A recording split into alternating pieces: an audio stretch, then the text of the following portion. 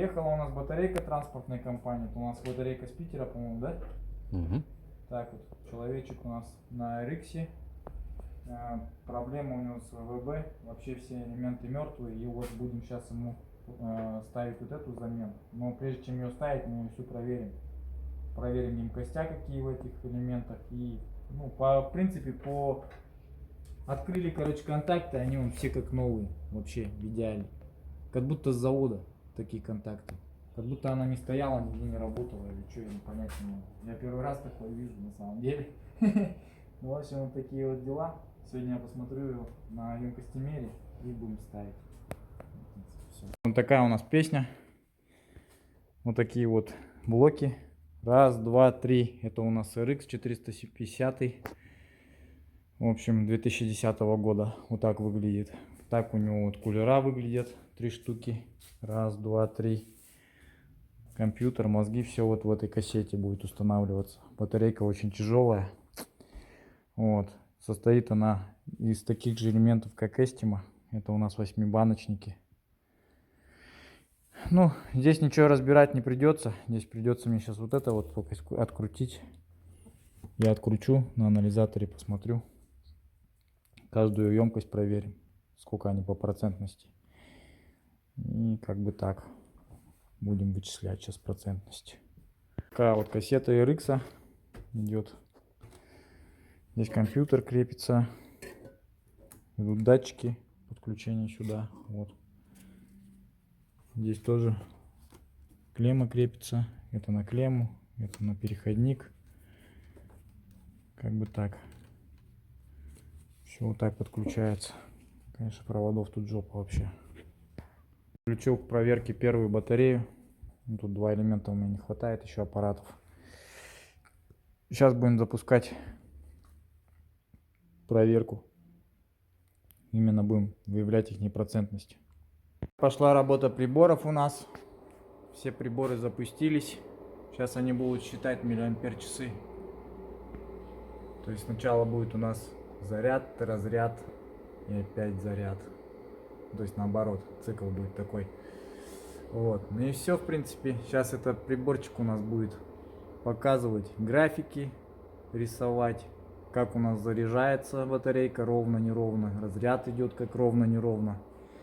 И также она у нас в конце выявит егошнюю емкость каждого элемента отдельно. И таким образом мы в совокупности узнаем, какие у нас тут элементы стоят. Вот такая вот работа пошла. А потом соберем эту кассету, продую все кулера от пыли, подготовлю батареечку. Ну, готовить тут особо нечего, потому что контакты заводские, вот они как выглядят. Они абсолютно как новые. Я такие контакты еще не видел вообще. Даже машины с Японии приходят без пробежки, таких контактов не было. Это, конечно, прикол. Я даже их химией не буду обрабатывать, просто я их поставлю на место, динамиком закручу, и в субботу у нас будет установочка на автомобиль. Будет у меня в работе RX, так что, ребята, смотрите, наблюдайте за нашим контентом, очень интересный будет контент. IT-центр, гибрид-центр Якутск, как бы это почти одна фирма. Мы занимаемся не только ВВБ, батарейками, приусами, также видеонаблюдением, электрикой и всеми такими вещами. То есть все, что связано с компьютерами, все, что связано с электронной техникой, это как бы такая вот у нас организация. Вот. Ну, как-нибудь я расскажу о себе поподробнее.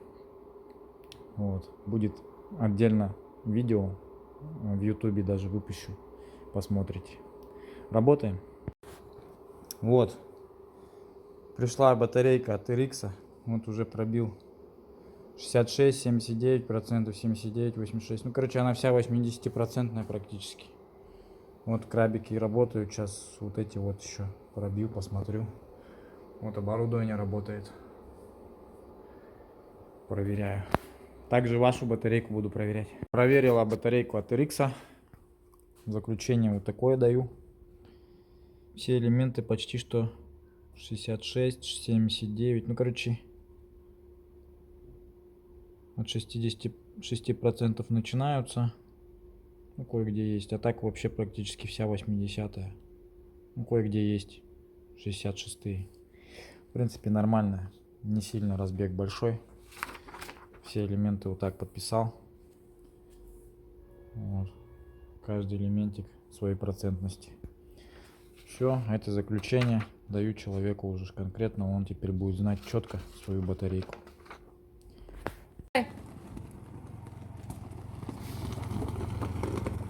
Такой вот красавчик RX въезжает под установку батарейки. Батарейка у него конченая, конечно.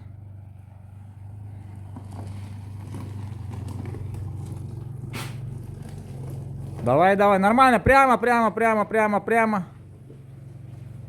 Нормально. Еще немного дай, еще. О, еще. О, нормально. Все. Так, всем, ребята, занимаемся RX-ом. Пришлось, короче, разобрать полмашины, чтобы добраться до ВВБ. ВВБ у него находится вот здесь. Что-то мешает? Да, вот, сейчас. Дай-ка ковырялку. Так, да, вот он.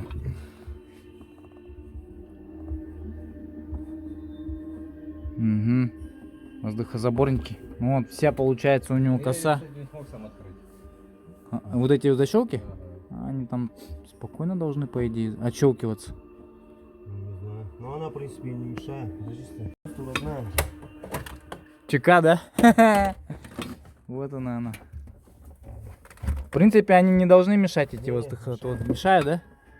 Значит, они к ВВБ прямо защелкнуты на батарею. Надо их жестко выдергивать надо.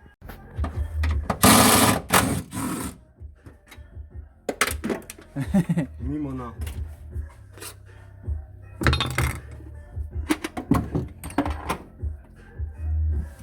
Вот сейчас вот это чудо будем ставить сюда. 80%. Да, динамики тут мощные стоят.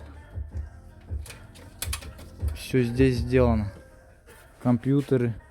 Пыли много очень. Сейчас будем продувать отсюда.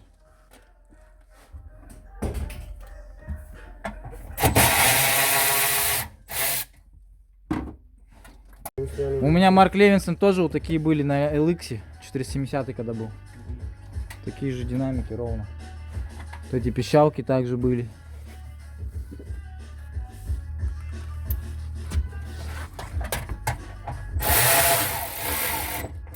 Землю обратно. Землю. Почему обратно? Да, она потому что от батарейки проще открутить. Так от батарейки и надо, ну вот здесь. Да. Где она? Вот она. Подвините. Стоп. Еще не все.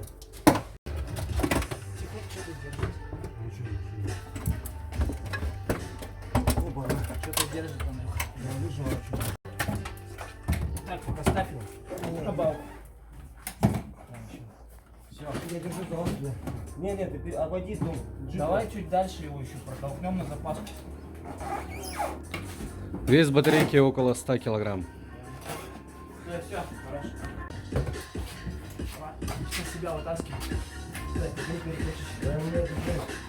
Ты почему это не держи?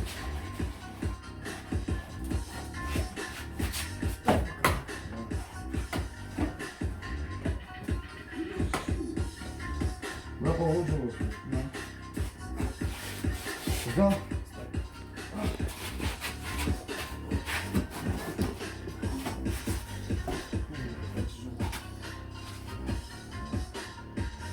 Машине удачу приносит. Короче, нашли. Питерские монеты мы. Нашли, короче, американский цент. Вот она. Америка. Зло. Конкретное зло. Алло. Вот он. Да, привет. One cent. Мы его тут оставим. Также вот нашли американский значок. Девушка какая-то каталась, или может ребенок. А, я могу. Вот. Ну тут дети были явно, потому что здесь от фрутеллы были всякие фантики. Короче, много чего нашли интересного. Ну а так, по идее, вот все Такое вот пыльное, грязное. Сейчас будем продувать от пыли и пылесосить салон. Перед установкой ВВБ. Так вот пропылесосили весь салон перед установкой. Все чистенько уже теперь. Более-менее. Сейчас будем скоро ставить ее. Тяжелая. На сотку весит. Пришла к нам батарейка Смирного. Смирного сегодня привезли на Хайсе. Батареечку будем смотреть. Она уже ремонтировалась. Здесь есть уже вот такие вот надписи. Стирали ее, видно, делали. Помечено плюс, минус, R, лево-право. Ну, походу где-то делали. По контактам сейчас посмотрим, что с ней. Сейчас вот эти вот отщелкну. Смотрим контакты. Ну, контакты видно, что обслужены были. Наждачкой царапали их маленько. Ну, ясно. В принципе, как бы бархотка тут на месте. Датчики передвинуты чуть-чуть. Датчики передвинуты в середину, в края маленько. Ну, как бы так. Ладно, будем ее проверять сейчас. Откручивать и проверять. Что, Андрюха, получается? А вот заборники поставил, да? Вообще нормально. По красоте сейчас поедет. Еще немножко давай. Еще туда. Сейчас. Тоже напряжение.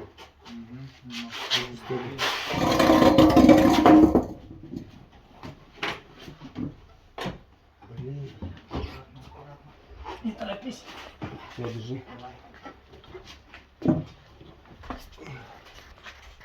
Так, вот тут дальше. В сторону.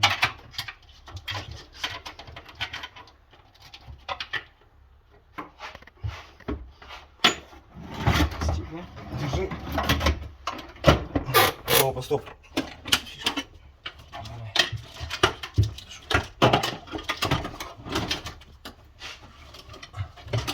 Стой, Женя. Теперь иди сюда, на мою сторону. Собрали RX. Осталось багажник собрать. Это у нас старая батарейка. Мы ее будем тестировать тоже на нашем анализаторе. Посмотрим, есть ли там живые элементы. Как бы так. Ну, этот RX сейчас уже будет на другой контрактной батарейке ездить. Сейчас дособираем, и все будет чики-пики. Не, до сначала другой что-нибудь собирай. Всё. Съемка пошла. Машинка завелась. Ошибок вроде никаких, да? Ошибок нет. Ага. Ребята все сделали быстро, качественно, аккуратно. Ну все, салон пропылесосили, все хорошо. Так, ну сейчас прокатимся, испытаем его на ходу. Скажешь свои, как сказать, ощущения до-после. Вот. Так, ну что, погнали. Посмотрим сейчас, сколько батареи это держит. Она 80%, и как она должна ехать. Смотри-ка, уже показывает почти полную. Да, да. Тоже обратил внимание. Калибранулась она. Ну, получается, сразу могу сказать то, что до этого, до ремонта, до замены, то есть, когда уже потихо нажимал на газ, уже включался бензиновый двигатель. Ну, она у тебя вообще мертвая же была. То есть, вот там... Здесь, получается, пока все отлично. Ну, я думаю, ну вот, она включилась. Да, принципе, все, пошла нормально. сейчас заряжать. Вон, видишь, как то заряжает, то с колес берет, то с двигателя берет, отовсюду. Так, что куда лучше? Налево, направо? Давай по объездному выскочим и круг просто сделаем. Через объездное, через Хотынку. Наверное, лучше, ну, давай так. Давай. Вот такие у нас элементы. Вчера как бы я скидывал в группу, что у нас в принципе они от 60% идут и до 80%. Ну почти вся грядка почти 80-я. Вот, пристегнуться, а то задолбает, это же Lexus. Ну тачка комфортная, обалденная машина. Вот у Да, нее я здесь... на ней, получается, с Ростова приехал одного. Нифига, с Ростова. Ты ее там покупал, получается? Нет, я ее покупал в Уссурийске. Ага. Купил в Уссурийске, пригнал сюда, потом отсюда. Ну там, короче, путешествие целое. Отправил ее в Москву, с Москвы в Ростов, с Ростова сюда. Угу. И получается, ты ее там не проверял, ничего, как вот купил, как есть, короче, да, и все. Да, да. Что цена была, если не секрет? За что? За машину тогда, потом по тем временам еще. Ну по тем временам, это 2 года назад она мне обошлась чуть больше 1,5 миллиона. Угу. А сейчас она все будет 2 стоить. А если смотреть от дрома, то 2200 уже. 2200 уже, да? Средняя цена. Хрена себе. Так, еще мини. Да, кончились те времена, конечно, когда были машины подешевле маленько. Так вот. Люди, ну только начали люди брать машины, обновлять. Якутск, между прочим, начал обновляться, я вот заметил. Этот год вообще сильно начали по гибридам обновляться. Потому что у нас здесь практически основной костяк автомобилей это еще 90-х годов, 2000-е, 90-е. Вот. А сейчас уже потихоньку начали брать гибридики и оп, и все закончилось быстро. А люди богатые все равно будут брать. У кого деньги будут, те будут все равно. Ни при чем не остановятся. Потому что рубль он все равно будет дешеветь. Еще будет по-любому. Поэтому даже сейчас, если машину купить, мне кажется, все равно это хорошее вложение денежных средств. Ну, кстати, я ее продаю. Да, вот я человек её продает, машинка вот теперь с крутой батареечкой, кому надо. Она уже проверенная, уже не нарвешься, что вот она убитая. Поэтому можно смело тачку брать. По ошибкам, по двигателю я тоже ее смотрел, в принципе, все нормально. У нее ошибок больше там особо нету. Мелочь всякая, но ничего там критического там ничего нету вообще. Вот. Да, вот табло светлое, никакой ошибочки нету, все четко. О, пробка-то какая. Ну вот, как раз в пробке и проверим. Ну. Что цена будет?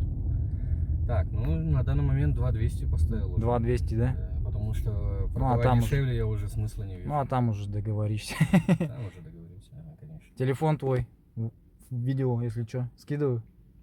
Ну, Под если описанием. заинтересуются, да, конечно, Ну, если всё. заинтересуются. Может, люди будут смотреть и кто-нибудь. Даже, может, с другого региона смотрят, в принципе, я думаю. Потому что, ну, подписчиков пока мало на канале. Очень мало подписчиков, это тоже плохо. Подписывайтесь обязательно, ставьте лайки, чтобы видео продвигалось. И как бы будем заниматься гибридами в Якутске. У нас, может быть, даже 2 сервиса. Вот еще Алексей, он более-менее как блогер. Более-менее показывает свою работу. И я как бы получается. Я показываю от и до. И сейчас еще будем, получается, чип-тюнингом, наверное, скоро заниматься. А, да. Сейчас оборудование куплю. И будем прошивки всякие делать. Чуть мощности, может, увеличивать. Где-то что-то экологию отключать. Ну, короче, можно будет что-то прикалываться. По русификациям пока тоже можно, в принципе, но не все. Очень мало магнитол, которые можно русифицировать. Ну, что-то можно. Допустим, прадики новые 19-20-х годов прошивки есть. Ну и такие более современные машины, где есть SSD-карта. Их можно русифицировать. А где SSD-шки нету, там уже ничего не сделаешь. А у это есть? У Lexus, по-моему, нету.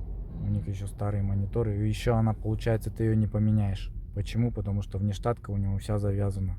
То есть еще штатная, да. Ну вот на русский бы ее, да. Ну, Хорошо было бы. ну, в принципе, она англоязычная. Ее понятно. Она не на японском. А вот когда японка идет уже, там уже посложнее что-то понимать. И то люди привыкают. Так чисто интуитивно тыкают, уже все понятно Да? становится. Да. Ну сразу отвечая на вопрос, возможно, который поступит. Почему я продаю? Продаю, потому что я от нее не избавляюсь, а хочу себе взять машину, 2 машины. Одну для города, а вторую уже для природы. Я рыбак, я охотник. Ну да, вот, кстати, спиннинг все лежит там в багажнике, да. Нормальная тема. Не, машина нормальная, ухоженная машина, все хорошо. Были машины, я видел, намного хуже, поэтому как бы. Сам Lexus имел 470, в хламину был, как бы, ну, восстанавливал его очень много, долго, и такие машины очень дорого восстанавливать. Поэтому, если возьмешь хорошую тачку, именно вот в таком состоянии, я думаю, химчистка, да, и не более того, как бы, и все, и катайся, радуйся. Ну, а есть машины, которые там химчистка уже не поможет. Там уже надо ремонтировать все. Замена салона. Да. Ну, прикинь, такой Lexus с убитой батарейкой возьмешь, еще что-нибудь по двигателю, по подвеске, убитая ходовка. Это сколько вложений надо? Ой, Это- кстати, подвеска здесь, она очень крепкая. Вот Мгм. прямо очень. Недавно заезжал в один из сервисов якутских, у которых есть вибростенд. Мгм. Это кто такие? Забыл их название. Где они находятся? Они по Чернышевского. У них автогруппа. Автогруппа. Ага. Вот. Проверил. Короче, у меня необходимо поменять только пыльник пыльник шаровый. Мгм. Один. И Мгм. все. Ну, естественно, это все быстро сделал.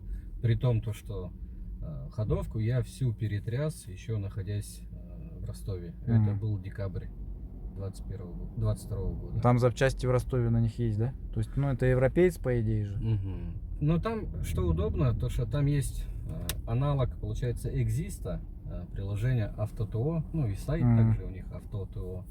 И запчасти они доставляют буквально за 2 дня, бывает за день. Ну, такое есть. Во Владивостоке, ой, в Москве тоже с запчастями напрягов на японцев нету. Я вот тоже ездил как-то в Москву. Сразу бах, я находил такие запчасти, которые, в принципе, здесь нету их. Хотя у нас Владивосток рядом, где Москва. Видать, все-таки поставки как бы есть у людей такие, что именно на Москву приоритет какой-то, что ли, есть. Может, даже некоторые запчасти через Москву проходят и во Владивосток обратно возвращаются. Как типа Алиэкспресс же сейчас так сделали. Раньше Алишка была с Китая напрямую в Якутск, уходили посылки, а сейчас уже все через Москву, Да, и поэтому как бы так. что очень неудобно. Да. Ну и, кстати, возвращаясь к теме этой гибридной батареи, вот мы сколько проехали, ну сколько, не знаю. Ну, уже, считай, километров почти 5, наверное, есть. То есть это хатынка? Она- Не-не-не, вот я имею в виду, вот как в эту пробку заехал. А, Моя бы, наверное, старая уже раза 3, наверное, уже включилась. мгм. А здесь, вот, если отталкиваться от компьютера, еще даже ни одного деления не посадила. Жестко стойко прям. А сейчас будет бенз экономить жестко прям. Интересно, какой она расход покажет. Ну вот, кстати, расход я его когда купил, я доходил по городу до расхода 10 литров. Мгм. 10,5 по городу. А по трассе было 7,6. Это на той батарейке. Это на той батарейке. Но это когда только-только купил. А, только купил когда. Да. Ну, она у тебя еще живенькая была. Ну, она уже подходила свою, как бы. Видать, какие-то элементы просто тупо повылетали. Ну, пыли, грязи было много в вентиляторах. Сейчас мы ее еще скроем. Когда я посмотрю, что там с ней вообще внутри, какая грязь. Мгм. Мы все это увидим сразу. И стенд наш, вот этот, он покажет, именно емкостимер, он все покажет, сколько, какие процентов элементы состоят. Убитые, не убитые. Если там есть 20%, ну это уже, считай, все, выброс. Ну да. Что-то из этих элементов можно сделать ремонтный. Но, как правило, RX очень тяжело ремонтировать. То есть у него идет 3 блока батарей. И эти 3 блока батареи очень тяжело между собой откалибровать. Мгм. По вольтажу именно. То есть, когда ты именно Prius калибруешь, его очень легко это делать. То есть там по принципу слабый. А тут получается батарейка, во-первых, клепаная. Мгм. Ты не можешь ее по 4 раза разбирать и собирать. Это очень тяжело. То есть и приходится, обычно мастера не заморачиваются, они просто берут хорошие элементы по процентности, вот как я вот, вот именно подбираю по емкости. 80-ки ставят, там 90-ки ставят и не заморачиваются. То есть все, ты поставил, ее и калибровать в принципе не надо. Почему? Потому что машина сама откалибрует. То есть она уже, у нее, по-моему, даже у RX есть балансир. То есть такая штука, как балансир. У Приусов нету такого. Поэтому их надо обязательно калибровать. И они все очень разнятся по вольтажу. Серединка начинает проседать жестко, Мгм. края остаются где-то. И постоянно ты занимаешься этой перекидкой. С середины в края, с края в середину. И получается, что, чтобы более-менее батарейка ходила, так надо делать. А есть машины, вот, допустим, Prius 20. У него нету такого. У него есть балансиры. Мгм. Вот, эти балансиры каким-то образом сами умеют выравнивать батарейки. Они, то есть, где-то вольтаж чуть ниже, а он хоп, ей больше дал. Он с нее с другой забирает. Именно забирает с сильной батареи начинает. А ту оставляет как бы, ну, типа отдыхать. Вот так вот. Ну, короче, вот. Как типа, знаешь, солдаты в строю воюют. Один устал, а он чик другого перекидывает. И вот как бы так. И они начинают вот так между собой. Поэтому RX, они качественно сделаны. Также сделан качественно Альфард, Эстима. В принципе, по батарейкам они очень долго ходят. Такие машины, какие дорогого более сегмента, они ходят батарейки больше. Ну, Prius так сделан, что вот его, он требует к себе очень большого внимания. 30-ка, 20-ка меньше. Почему она вот очень надежно была сделана. Японцы делали ее конкретно инженера. А Prius 30 уже пошли по ходу маркетологи. Уже менеджеры. Да, да. Уже конкретно на рынок. Но тем не менее, как бы нормально. В Японии эти тачки, они просто экологичность создают. Почему их придумали? Чисто для экологии. Это у нас тут мы располагаем их как типа экономия. А на самом деле они сделаны-то для экологии. Япония, она очень к этому щепетильно относится. Техосмотр там уже более старая тачка не пройдет, которая имеет Евро 2. Либо у нее будет до такой степени завышенный техосмотр. Вот тот же Чайзер 2,5 литра с ВВТА, он уже получается, на него налог в Японии намного больше будет по-любому. И они, такие тачки, имеют только богатые люди там, получается, в Японии, либо избавляются от них. Вот. Как бы про Японию люблю много смотреть, на самом деле. Как бы там много чего рассказывают. Вот сейчас на паренька подписался. Работает водителем, дальнобойщиком в Японии, получается. Уехал, японский выучил. И таскает контейнера по всей Японии, получается, на прицепе. Тоже прикольный канал такой. Как-то забыл. Вася Япончик, что ли, назвал себя, короче. Да. Так, что мы, газ в пол? Да, давай. Спокойно едем. Ну, так вот, в принципе, можешь притопить, посмотрим в нагрузке, как она идет. Ну, сейчас пока, получается, вот мы скидывали аккумулятор. Ну, смотри, сейчас пошла от колес рекуперация. Скидывали аккумулятор, и, следовательно, все мозги обновились. Калибранулись. То есть калибровка как делается? То есть ты сначала, получается, новую батарейку ВВБ поставил элементы, даешь машине завестись, он набивает полностью тачку, ну, батарейку, то есть тачкует эту ВВБ. И после этого отключаешь мозги на 5 минут, ну или на 3 минуты. После этого клеммы опять собираешь, и у тебя получается, по идее, от этого момента, то есть батарейка полностью заряжена, и он как бы батарейку полностью на ноль делает. Не то, что на ноль, а именно полную показывает всегда. Ну, еще и расход показывает. Да. Ну, короче, я к чему говорил-то? То, что вот сейчас расход показывает вот от того места, где мы выехали с гаража, да, 8,5 литров. То есть уже все уменьшился. Да, уже уменьшился, да. Ну, понятное дело, едем медленно, и в основном сейчас мы ехали на гибриде. А объем? Объем 3,5 литра. 3,5 литра. 8 литров. Это вообще при таком литраже, ну, тачка бомба, конечно. 249 кобыл. При том, то, что его одноклассники, обычные бензиновые версии, они жрут порядка по городу, порядка 15-18 литров. Но это RX 350. Да. 450 он уже имеет 4,5 литра, да? Или что-то там больше у него больше же у него получается. Нет, объем. больше 450 тоже. А, это 450? Просто он 3,5 литра, опять же, ну, наверное, за счет гибрида вот как-то вот поменялось это. Так, что-то, короче, притопить не получается тут. Ну да, тут куда тут разгонишься. Тут еще и камеры могут быть. Ну, короче, по идее, сейчас кайфовать на этой батарейке ездить. И кайфовать.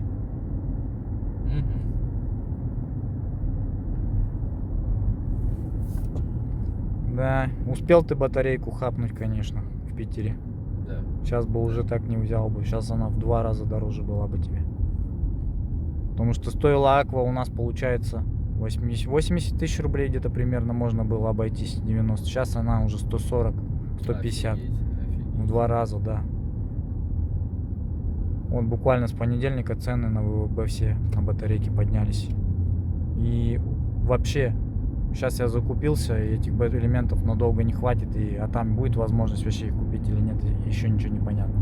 То есть во Владике уже ребята не могут себе, ну как бы, точкуют, конечно, склады чисто для себя, чисто для работы, а вот на продажу уже как бы может и не быть. Поэтому придется искать, что-то делать. Ну как бы качество элементов, ну пока 90-ки есть, это хорошо. Как бы будем ставить качественные, а там будем думать, что делать. Кто-то на китайские элементы. Есть такие элементы, называются Ennacar. Это бамбуки, получается, они круглые уже элементы. Вставляются тоже в приусовскую стяжку. По цене просто тоже жесть. Ценники на них очень большие. По 150 тысяч комплект идет. Но это не качественные элементы. Они уже не будут так ходить. Первое время они походят, но столько лет и как они будут ходить, никто не понятно. То есть там вообще непонятно, из чего сделаны эти элементы. Ну, гидридные, но они, во-первых, и другие. Почему-то объем у них другой, но ходят они намного меньше. То есть качество, видать, химии хуже. Ну, что там говорить. Либо компания Panasonic делала эти элементы, либо какая-то китайская фирма. Есть разница. Есть, я думаю. Кто-то говорит, что китайская все равно как бы имеет место быть. Даже все, шуруповерты, допустим. Я не могу шуруповертами пользоваться китайскими. Как бы я их испытал. Если они в промышленности работают, они долго себя не показывают. А так для дома речи нет. Как бы все ходит более-менее. Вот у нас как монтажная фирма получается, мы электрикой занимаемся, ангары, все вот это вот делаем. Там я купил Milwaukee. То есть это индустриальный американский уже инструмент, который... Milwaukee это типа бренд качества, ой, гарант качества. Да. То есть это уже не просто для дома создано было, а именно индустриальный инструмент, который именно для профессионалов. Bosch раньше тоже как бы себя позиционировал, типа Bosch профессионал. Сейчас подделки столько, что вообще. Вот недавно